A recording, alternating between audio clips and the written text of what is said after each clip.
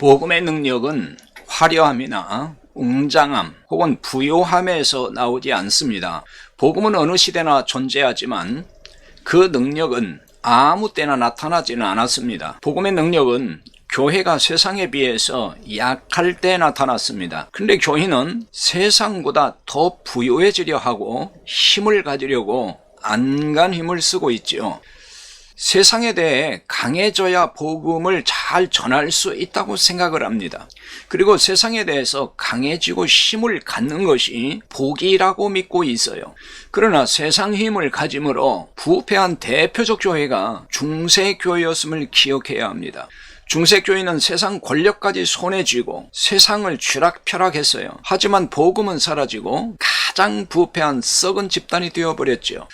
오늘의 한국교회는 나라가 경제 발전을 하면서 참 부유해졌습니다. 물론 가난한 교회와 교인들이 아직도 많지만 전체적으로는 그렇지 않죠. 잘 사는 교인들이 많고 부자 교회가 많은 게 사실입니다.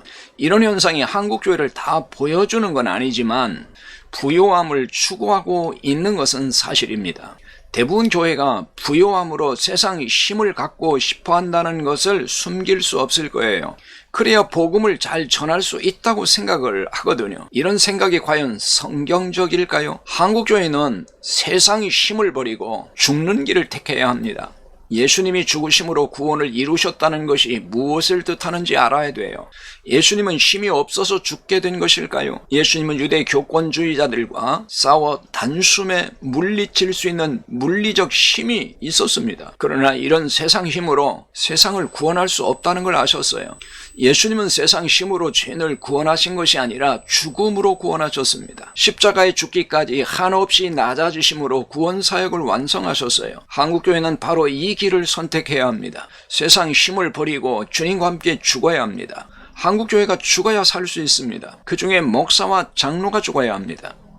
목사와 장로가 세상에 대해 살아있는 한 한국교회는 소생하기 어렵습니다. 한국교회 개혁을 어렵게 하는 사람들은 다름 아닌 목사와 장로입니다. 이게 무슨 이야기인지 공감하실 분들이 분명 많을 거라고 생각합니다. 물론 한국교회 개혁을 염원하며 신실하게 복음으로 교회를 잘 섬기는 목사와 장로들이 많이 있다고 봅니다. 하지만 그렇지 않은 목사와 장로가 더 많아 보인다는 것이죠. 대부분 목사와 장로는 기득권 세력이라고 할 수 있습니다. 개혁을 위해서는 기득권을 다 내려놓아야 하는데 오히려 더 강화하고 있는 현실이죠. 많은 교회에서 담임 목사의 권한이 사실 너무 크고 많습니다. 교회 최고 권력자가 되어서 교회를 전행하는 담임 목사도 적지 않습니다. 담임 목사의 권력과 역할을 성도들과 나누어 분산시켜야 된다고요. 절대 권력은 부패하기 마련입니다. 세상적인 힘을 빼고 오직 복음 전하여 영혼 살리는 일에만 집중해야 될 것입니다. 내가 그리스도와 함께 십자가에 못 박혔나니 그런즉 이제는 내가 사는 것이 아니요 오직 내 안에 그리스도께서 사는 것이라라고 갈라디아 2장 20절에서 말씀합니다. 목사와 장로부터 그리스도와 함께 십자가에 못 박혔는지 검증해야 할 것입니다.